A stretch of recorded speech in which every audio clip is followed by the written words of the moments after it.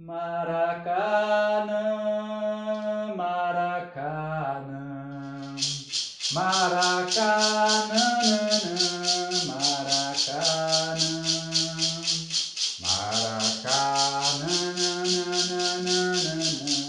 Maracanã, Maracanã.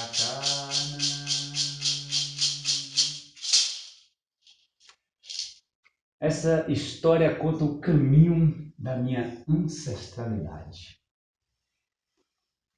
Para começo de conversa, eu peço benção às mais velhas, que me dão sabedoria para eu brincar com esses versos, e aos meus antepassados, que deixo aos seus cuidados como guias do universo. Eu sou neto de sanfoneiro, bisneto de indígena e rendeira. Está no fio da minha história a ancestralidade brasileira.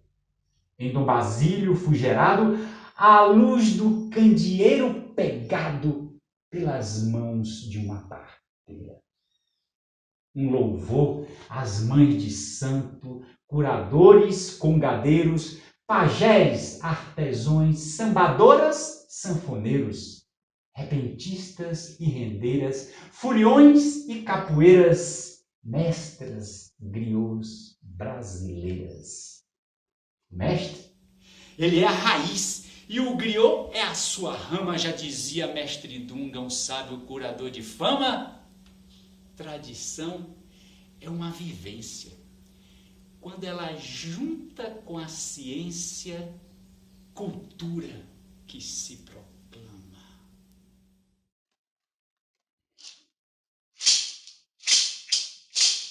Todo índio tem ciência, todo índio tem ciência. Ai meu Deus, o que será? Ai meu Deus, o que será? É a ciência da vida, é a ciência da vida, do tronco da Jurema, do tronco da Jurema.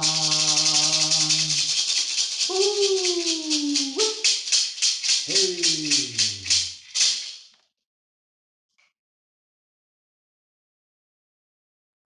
A minha história conta o meu reencontro com a sacralidade do tempo no universo da tradição oral. Seus ensinamentos, mistérios, mitos, símbolos, cantos, danças, contações de histórias, ofícios, a luta política e a relação com a terra. E essa vivência foi despertando em mim um encantado com uma linguagem própria e diversa da oralidade, a quem chamo de griot aprendiz. Essa aula-espetáculo, ela se propõe a contar a história de iniciação do lugar social, político e educacional do griot aprendiz, a partir dos saberes e fazeres de tradição oral. E o seu poder de ressignificar a tradição escrita pela linguagem da oralidade.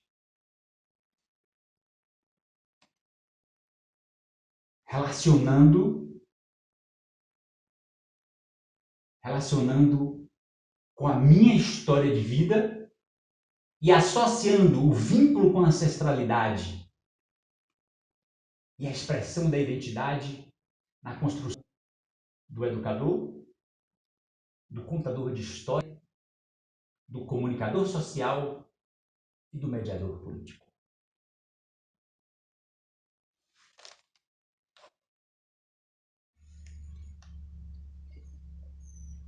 Essa concha eu encontrei num morro de pintura rupestre, aos pés da Serra de Rio de Contas, no município de Dom Basílio, onde eu nasci.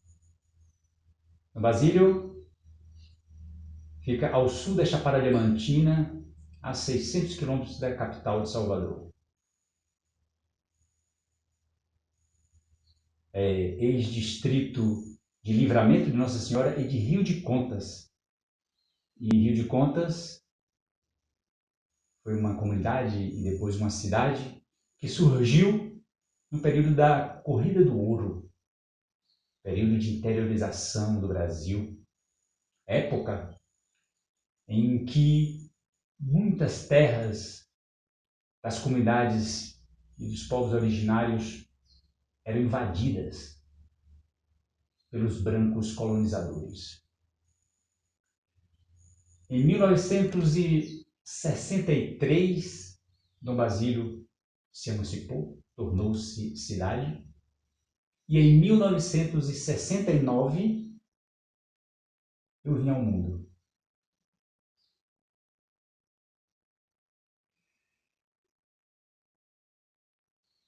Meu povo, quando eu nasci, na sede viviam 500 pessoas.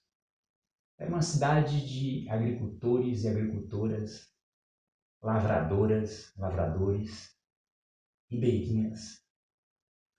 Eu cresci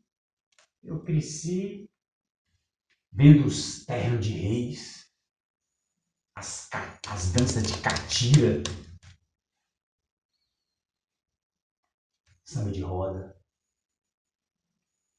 Cresci catando umbu, subindo num pé de umbuzeiro, subindo nos pés de cajueiro.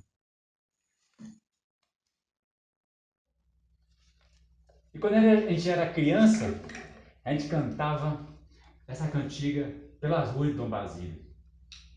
Papai, mamãe não quer que eu suba no cajueiro. Oi, papai, mamãe não quer que eu suba no cajueiro. Me tira, mamãe, me tira deste castigo. Eu subo naquela galha, não corro nenhum perigo.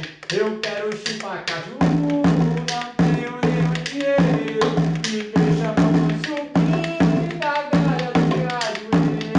Papai, mamãe, não quer que eu suba no cajueiro. Papai, mamãe, não quer que eu suba no cajueiro. Papai, mamãe, não quer que eu suba no cajueiro.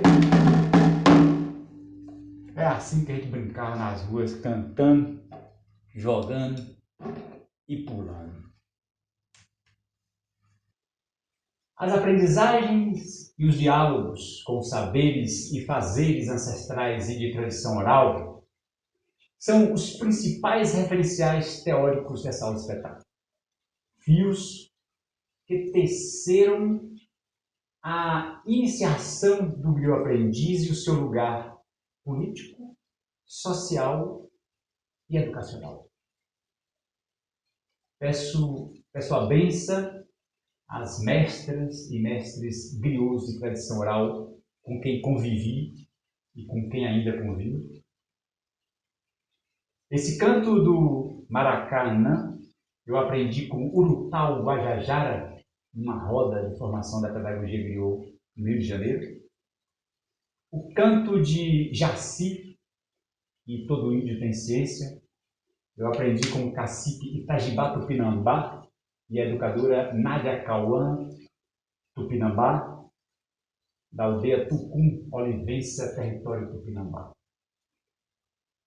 A minha escolha prioritária para diálogo com o campo acadêmico são as vozes femininas e identitárias.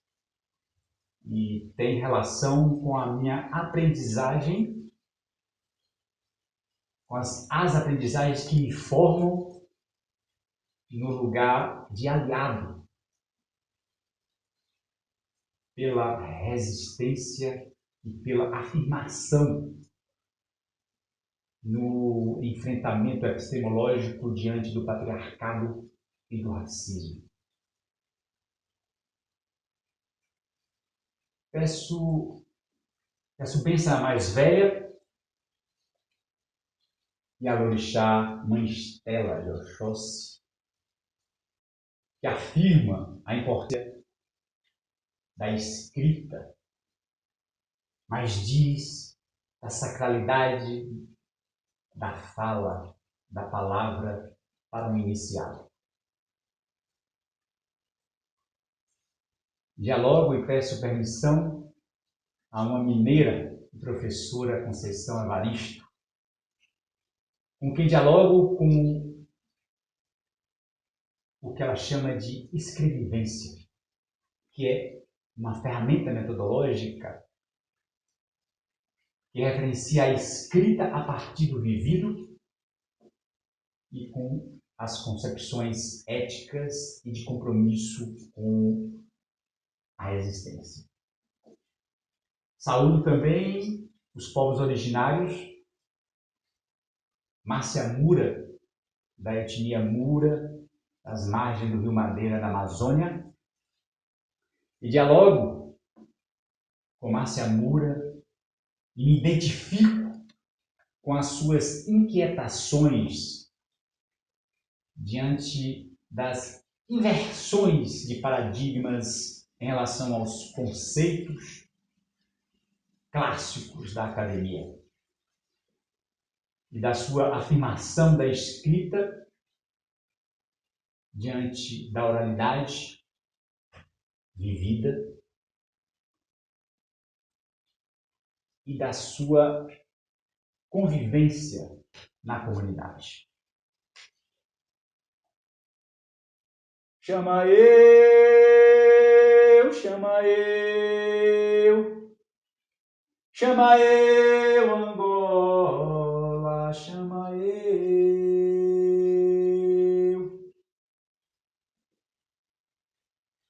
Esse canto eu aprendi com Carica, do grupo Izinga, que aprendeu com Mestra Janja, que aprendeu com Tata Mutailê, e vem dos terreiros de Angola, em Salvador. Nas brincadeiras de pequeno, a gente brincava muito no quintal, brincava de cavar, brincava de construir casa, de construir. E um dia eu fui cavando um buraco no quintal, e aí, de repente, eu achei um cachimbo. Fiquei encantado com esse cachimbo. Em minha casa vivia a minha bisavó negra, fumadora de cachimbo.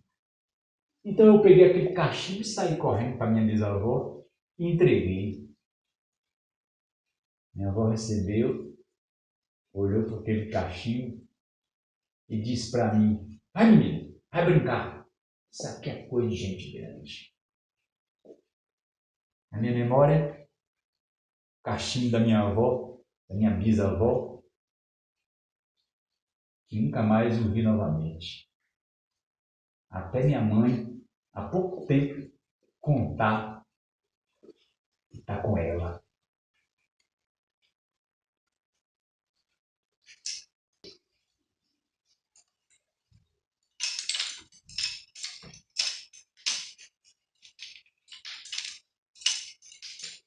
Em minha memória, o som dos bilros da minha bisavó, Dona Arlinda, a avó da minha mãe. Uma costureira, fazedora de colcha de retalhos. Minha bisavó Arlinda foi casada com o seu Teobaldo. E meu tio avô conta que Teobaldo, meu bisavô, desceu a serra do Rio de Contas, ainda jovem. Era um indígena. Um indígena que desceu sem destino e encontrou numa fazenda o trabalho em troca de alimento e de segurança.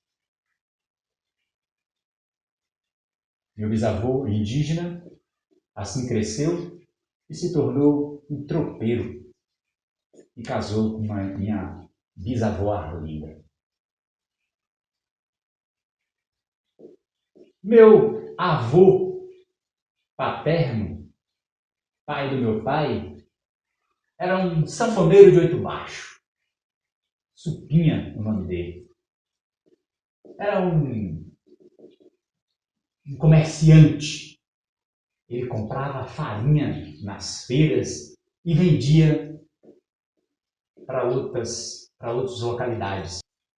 E ele tinha uma brincadeira que conta que ele, como vendedor de farinha, ele experimentava a farinha, ele tinha um bigode, e toda vez que ele jogava a farinha na boca para experimentar, o bigode ficava branco. Por isso as pessoas brincavam: "Ê, Supinha, que tem um bigode melado de farinha." Ele tocava sanfona de baixo, ia para a praça, e quando as pessoas iam se juntando, minha tia conta, e aí quando as pessoas se juntavam, ele largava a sanfona de lado, subia no tamborete e fazia discurso político. A minha avó foi agricultora, a mãe do meu pai, Isaura, plantava feijão, plantava milho, plantava arroz, plantava cebola e plantava alho. Era uma agricultora, era uma cuidadora. Ela, um dia me veio em sonho indígena. Em 1972, no Basílio, há pouco tempo, menos de 10 anos de emancipado, meu pai se tornou prefeito. A luta pela emancipação de Dom Basílio marcou a adolescência do meu pai, a adolescência e a juventude. Porque grandes lideranças como o meu próprio avô, a minha tia-avó, que foi a primeira vereadora daquela região, mulher, isso marcou meu pai a ponto de, com 30 anos de idade, ele se tornar prefeito de uma eleição de candidato único. A grande referência na política do meu pai foi o seu Osório. Seu Osório, ele não tinha o saber da escrita, era da oralidade. E toda a sua política era com o poder da palavra. E assim é a minha referência de política aprendida com meu pai e com seu Osório. Aos 15 anos de idade, seguindo a missão para ser doutor, me retirei para Salvador, Tabaréu da Roça, que era. Fui enfrentar, fui conviver e aprender com a linguagem, com as formas de vida e com os valores da cidade grande. Tabaréu que vem do sertão, ele vem de maxixe, quiabo e limão. Tabaréu que vem do sertão e ele vem de maxixe, quiabo e limão. Tabaréu que vem do sertão, ele vem de maxixe, quiabo e limão. Tabaréu que vem do sertão, ele vem de maxixe, quiabo e limão. Tabaréu que vem do sertão, ele vem de maxixe.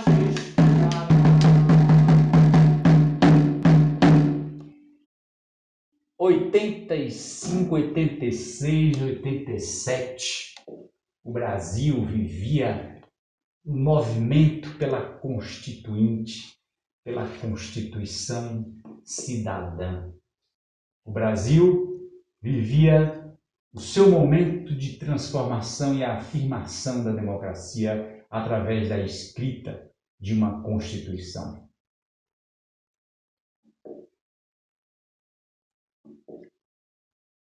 Nesse período, em Salvador, fui aprendendo com esse novo espaço a conviver e a me integrar a essa nova linguagem. Até que um dia eu tive um sonho com minha avó e ela me contou a sua história, a sua matriz indígena. E aquilo iniciou um novo caminho de retorno para a minha ancestralidade, para a minha terra, o meu povo. E em 1996, às margens do rio Pojuca, iluminado pela lua cheia, eu encontrei o amor. E com o amor, retornei. Retornei para a minha região, de onde nasci, que era na Chapada Diamantina. Não cheguei até Dom Basílio, mas fiquei na cidade de Lençóis. Aí foi o reencontro com o povo de tradição oral, o reencontro com os cantos, com as histórias, com os mitos.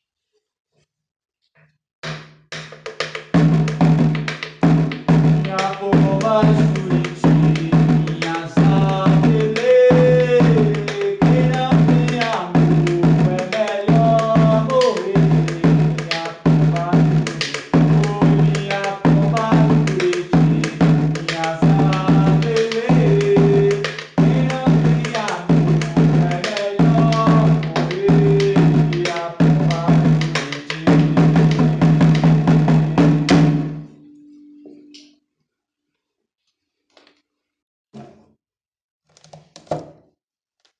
E fui me encontrando com os aboiadores.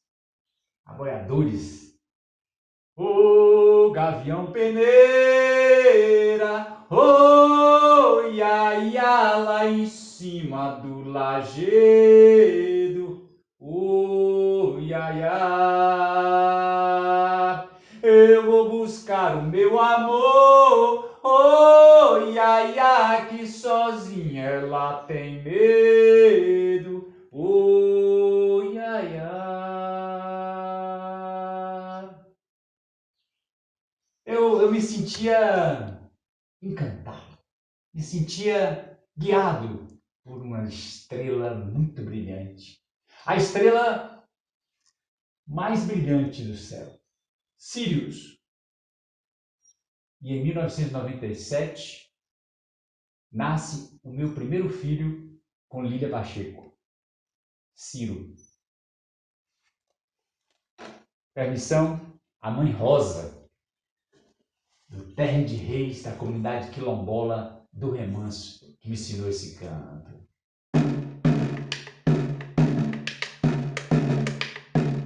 Senhora dona da casa, Deus lhe deu uma boa noite, Deus lhe deu uma boa noite. Boa noite lhe dê Deus, e alegremente cantando, e alegremente cantando. Passarinho anda voou, nos ares bateu as asas, nos ares bateu as asas. Foi voando e foi dizendo, viva a dona desta casa, viva a dona desta casa. Ei. Um dia, eu encontrei com um cantador, um tocador de reis, Martim, e lavrador também, sambador. E Martim, a gente estava numa roda conversando e ele cantando e falando da chula, dos versos. E eu perguntei para ele, ô Martim, como é que chegam os versos para vocês? Como é que isso tudo chega aí nessa cabeça, nessa memória? Aí ele me contou assim, meu filho, trabalhador da roça acorda cedo, cedo para trabalhar. E quando o sol vai ficando muito forte, aí ele procura uma árvore, procura uma, um pé de uma braúna, e aí senta um pouco, descansa, olha para o tempo, olha para a vida, olha para os passos pretos, e aí vai chegando na memória, vai chegando. Eu vi um Passo Preto cantando, do canto eu fiquei abismado. Como é que um bichinho inocente canta tão afinado? Nessa hora eu fiquei pesaroso, relembrando todo o meu passado. Lá no galho daquela braúna, ele disse que era seu ninho. Voava de um galho e sentava, brincava com seus filhinhos. Nesta hora eu também me lembrei de quando eu sambava lá no meu ranchinho. A vida de um Passo Preto, pra cantar não tem demora. Quando ele tá na prisão é cantando que se consola. Oh meu Deus, se eu pudesse eu soltava todos os Passo Preto que tem na gaiola. Agora me lembrou o namoro da escola. Chora viola, ô dia, ô dia, ô dia, lá lá lá, ô lá lá lá, ô leia. É a chula. E essa era a caminhada de aprender o samba, aprender a chula, aprender os cantos, aprender as histórias. Era o encantado do griot aprendiz nascendo. O encantado do griot aprendiz se constituindo na sua própria caminhada pelas comunidades. Um dia eu conheci um curador chamado Véi Dunga e ele reconheceu o encantado do Véi Griot.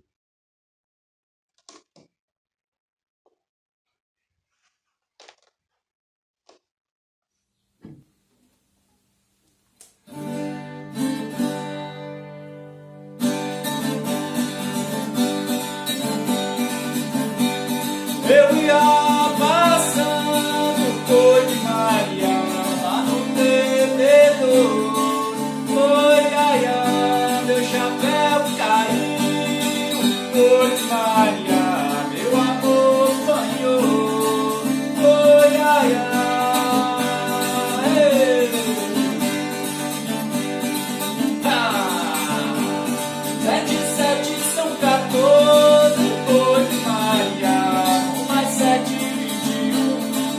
Oi, ai, ai, soletrando sabe ler. Oi, Maria, as paixões de cada um. Oi, ai, ai,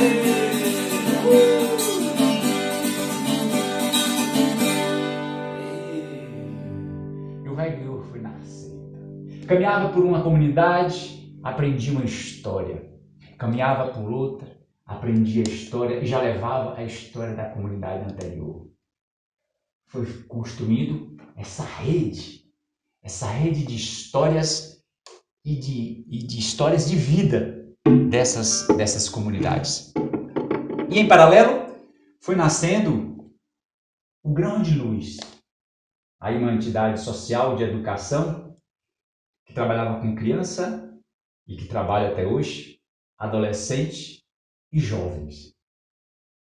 Então, era o trabalho de educação se integrando a essa caminhada do encantado do griot aprendiz pelas comunidades rurais, contando a história. Era o Grãos de Luz de educação com a tradição oral. O Grãos de Luz e Griot.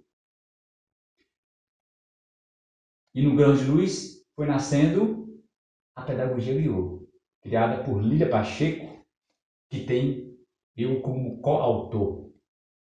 Lília, na escrita da pedagogia Griot, assumiu o lugar na linguagem escrita, enquanto eu assumia o meu lugar na vivência nas comunidades e na imersão na oralidade. O Grãos de Luz Griot foi nascendo também como um espaço político, articulando os conselhos estaduais, o conselho municipal, articulando as políticas públicas. E aí eu quero saudar Delmar Araújo, primeiro secretário de Educação que fez parceria com esse projeto. E na época, Delmar dizia que ele foi pelo encantado. E o nosso trabalho foi se expandindo nas formações com as professoras, porque a gente fazia primeiro a caminhada nas comunidades, então chegava pelo encantamento. O Velho Griot chegava com a história nos terreiros, nas comunidades. Então foi pelo encantamento que as próprias professoras começaram a reivindicar a formação junto à Secretaria de Educação do município. E assim o meu lugar de mediador político também foi se constituindo. Era o contador de história, mas também o mediador político. Fui presidente do Conselho Municipal de Educação e tinha como princípio a força da palavra e a ética da oralidade para construir diálogos. Esse é o mediador político, o que constrói diálogo, o que cuida das contradições e faz os seus encaminhamentos acontecerem de forma integrada. Desse espaço de conselho, fui também assumir a presidência do Conselho Estadual de Cultura, tendo também como esse mesmo princípio, o princípio da oralidade, como a ética do diálogo, a ética da palavra, a ética de construir o diálogo de forma integrada, de forma que todos tivessem o seu processo, que todos os processos das pessoas fossem reconhecidos dentro de uma roda. E também me tornei presidente do Fórum Nacional dos Conselhos Estaduais de Cultura do Brasil. Também fui articulador da mobilização da Lei Griot Nacional na Conferência Nacional de Cultura.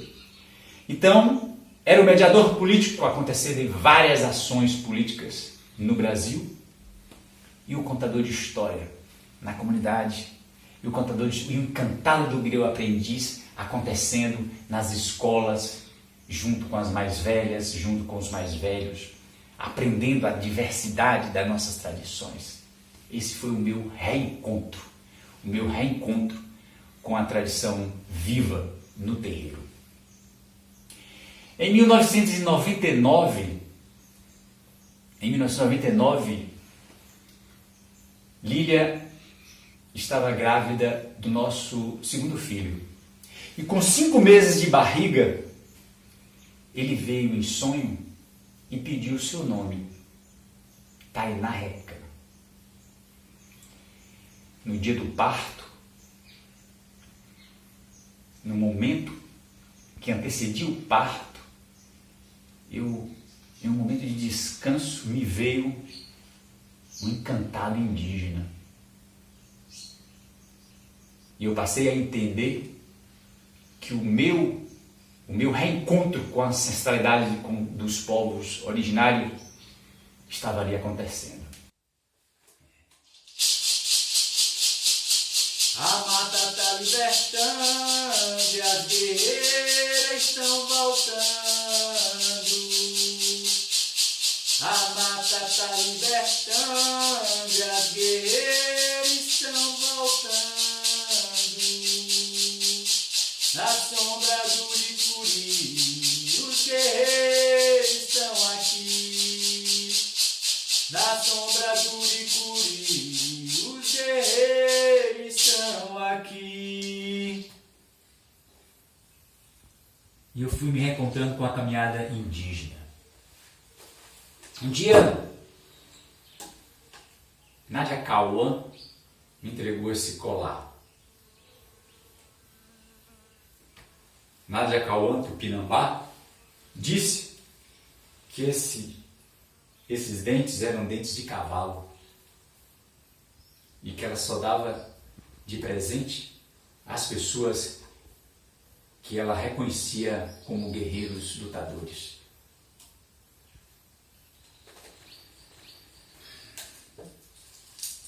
Um dia, numa vivência em Niterói, no Rio de Janeiro, estavam vivendo um dia muito difícil, um toré, em que meu maracá se explodiu. E aí, no meio da vivência, entrou pela sala uma pataxó. Ela entrou dentro da roda, pegou esse colar, colocou em mim e disse: parente, agora você está protegido. Pode continuar com o seu trabalho.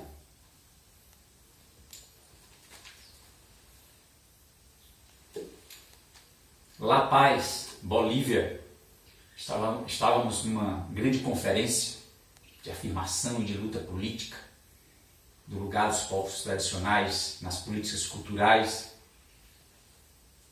E novamente, Nadia Cauã Tupinambá me entregou essa proteção, me entregou essa proteção. E ela colocou, antes da minha fala na mesa, ela colocou em minha cabeça e disse: vai, guerreiro, pode falar, você está protegido.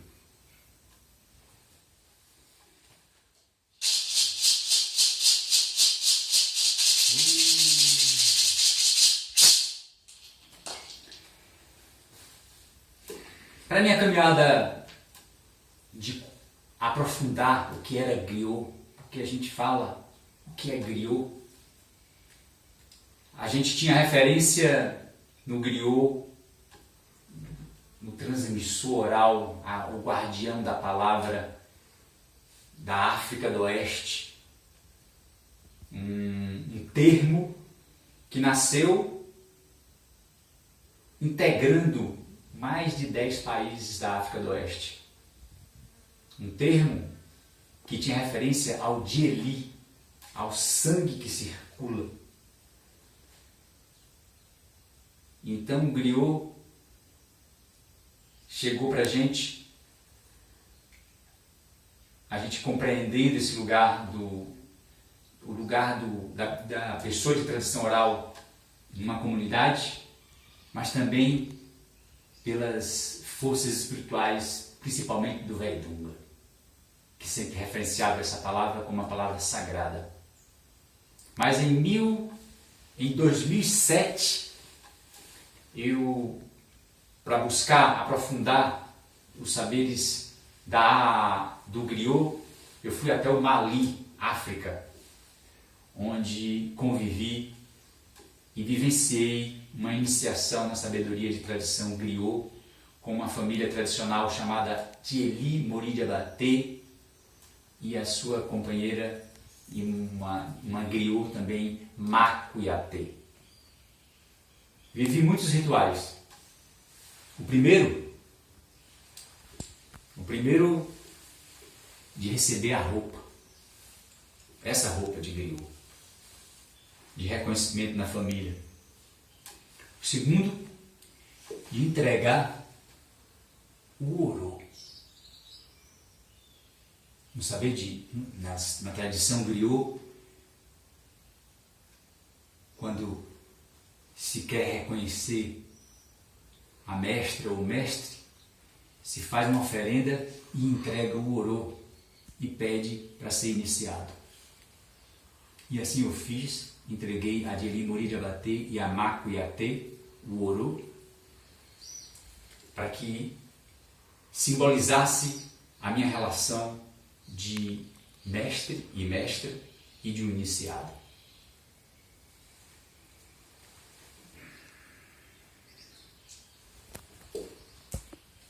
E foi na caminhada da África que eu aprendi e eu aprofundei sobre o conceito de comunicador social. Como esses lugares dentro de uma comunidade, como o próprio nome referencia de Dieli, o sangue que circula, como esse nome tem uma força na comunicação, tem uma força na organização da memória, no cuidado com a memória de um povo. E tive o privilégio e o cuidado de conhecer Mamadou Cherif Diabaté, presidente da Associação dos Comunicadores Sociais da África do Oeste, em que a pessoa com quem eu pedi permissão para usar o nome griot, que foi abrasileirado por Lília Pacheco, de griote, uma palavra de origem de referência francesa, para griot, uma referência brasileira. Pedi permissão para usar aqui no Brasil e contei toda a história de minha iniciação nas comunidades indígenas, nas comunidades de pescadores e pescadoras, nas comunidades das rendeiras, em várias comunidades do Brasil. Na minha despedida, eu fiz uma roda com as mulheres e ganhei esse presente, que é um caranhã de Macuiapé. Ela disse que esse instrumento é um instrumento tocado pelas mulheres griots. E ela tinha recebido da mãe, que recebeu da avó. Então esse instrumento deve ter muito mais do que 150 anos. E ela me disse que estava fazendo esse cuidado porque sabia que eu contaria e eu cuidaria da tradição que precisava ser cuidada. Aí ela cantou.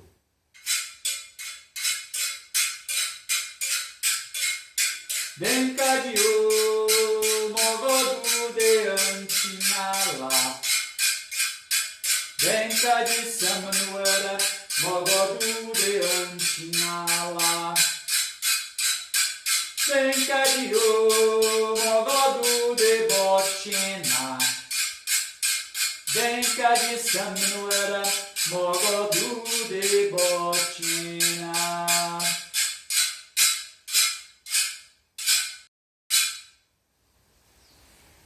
Moche momusu, mugokoroba, musukoroba, anfa, amba, haketo, karamogó, diri muri de abater, do okeye, do oke aldei. Essa é a língua bambará, é a língua contada e cantada pela tradição griot na África do Oeste. E esse canto diz: a criança é feito diamante e a gente precisa cuidar dela como cuida, com um cuidado com a vida.